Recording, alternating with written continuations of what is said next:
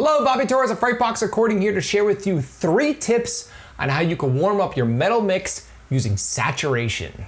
Now, in the modern day, the amount that you can accomplish within a simple DAW and with a handful of plugins is amazing. Everything is right at your fingertips. EQ, compression, fader level, panning, reverb, delay, endless effects. But there's one problem with digital recording, and that it's too clean.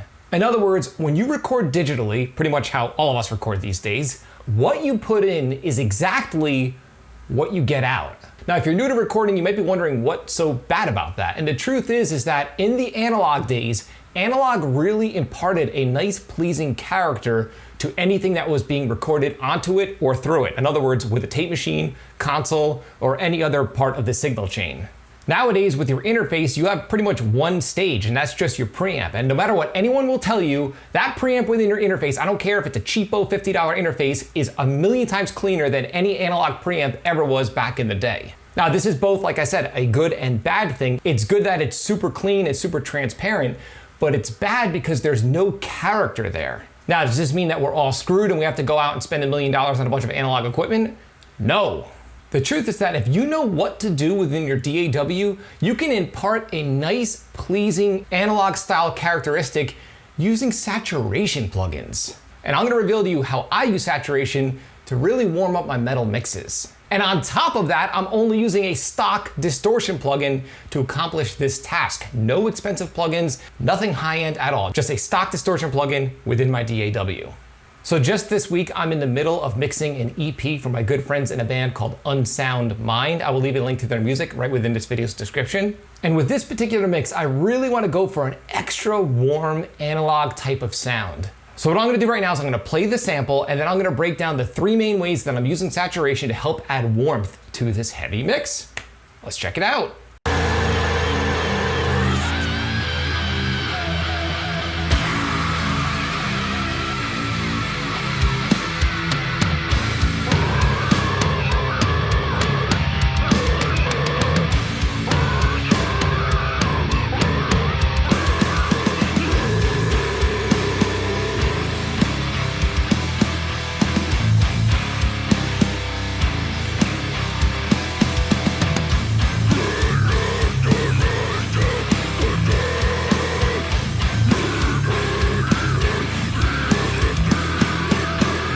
So as you can tell, it's super heavy, aggressive, metal / hardcore kind of stuff, and I really wanted an analog warm vibe to this mix. So there are 3 main things I did to this mix to achieve a warmer vibe. And let's start with number 1.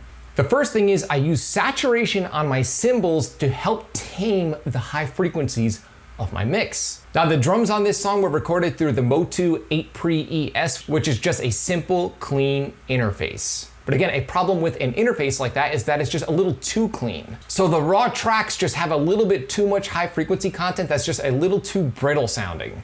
So what I do when I sit down to mix is I take all of my cymbal tracks and I apply some form of saturation. And in this case, I'm just using the Pro Tools stock saturator that's been around since the dawn of time called Lo-Fi. Nothing fancy. And if you notice, I have it on my overhead left, my overhead right, my ride cymbal, my hi-hats, on my ribbon mic, and my one mono room mic. So let's take a listen to our drum sound here.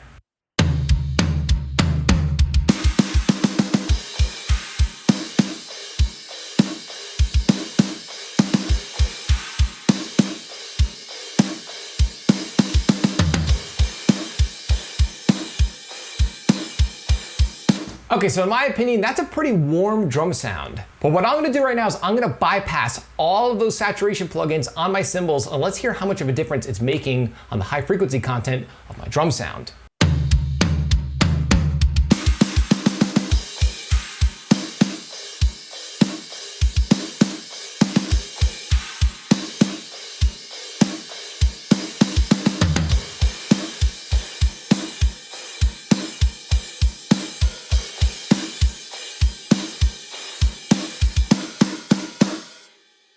Now, if you notice when I disengage the plugin, the high frequencies are cleaner sounding, but they're also a little more harsh. when I re-engage them, it really warms up the top end. Not by a huge amount, but by just enough where it really does help warm up my drum sound. Now my drum room is nothing amazing, so I really have to make the most out of what I have as far as ambient mics go. Now let me just show you what I'm doing with saturation on my room mics. So let's take a listen to what we have. I'm gonna make the rooms completely raw, and then I'm going to re-engage the saturation plugin just to show you what it's doing to my room sound. Let's check it out.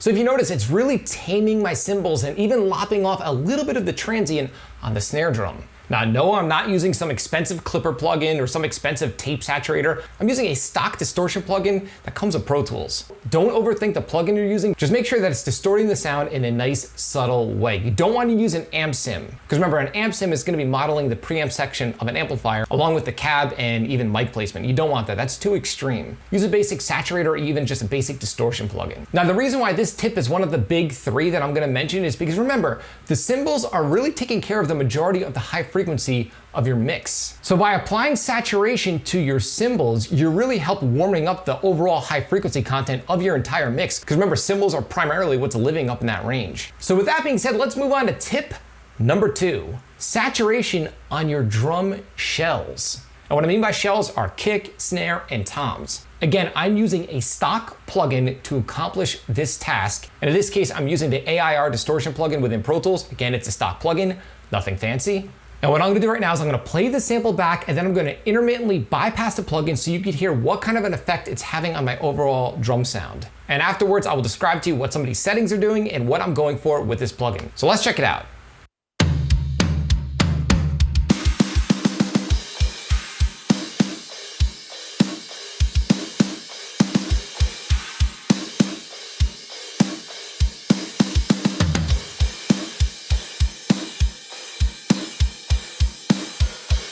Now, if you notice, the difference isn't necessarily earth-shattering, but if you're paying close attention, you probably notice that the drums sound a little more glued together and just a little more analog in nature. In other words, there aren't as sharp of transients taking place, and the drums just sound, again, a little more glued together, and just like an overall drum kit instead of separate parts. So for me, the goal with saturation on my overall drum set is both glue and also the taming of transients. Because remember, back in the day when drums were recorded on tape, that tape really did help lop off transient. And also they were mixing through consoles, which again imparted a nice pleasing characteristic as far as saturation would go. And any other hardware that would be patched in would be doing a very similar thing. So all of these processes, when you add them together, you end up with a nice warm source sound. But we don't have that luxury with digital recording. Digital recording, like I said, is 1000% clean. So you have to do this within your DAW.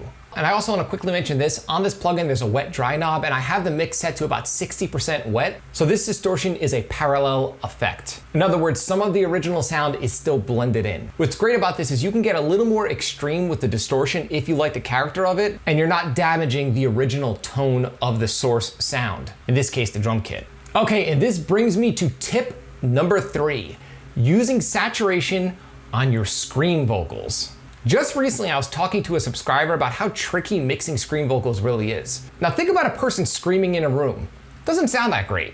As mix engineers, we have to take that source sound and make it work within a musical context. And most people don't realize this, but saturation could be really helpful when dealing with harsh screaming vocals. The reason why is you're adding harmonics to the original sound that weren't there, and it really helps let the vocals sit alongside the guitars and the other heavy elements in a little more of a uniform type of way. So the way I'm using saturation in this mix is, again, I'm using a stock plugin, the same exact plugin I was using on my drum mix, and let's solo the vocal, and let's see what effect this has on my vocal sound.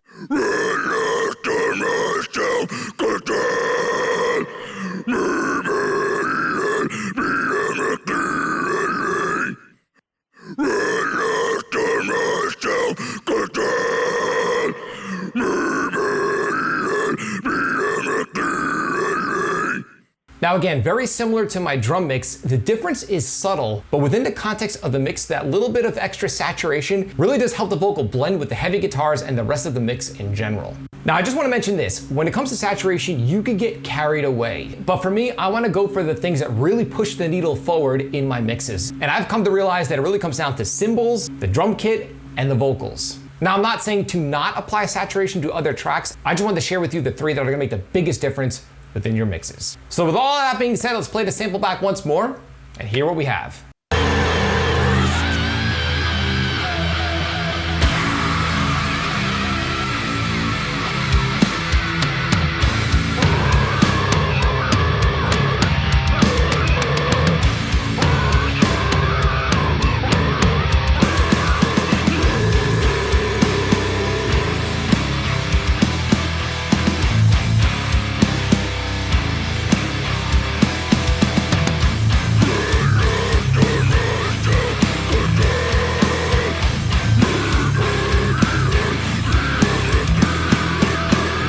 So those are the 3 big ways that I use saturation to help warm up my heavy mixes. If you have found this video helpful, like, comment, subscribe, and share.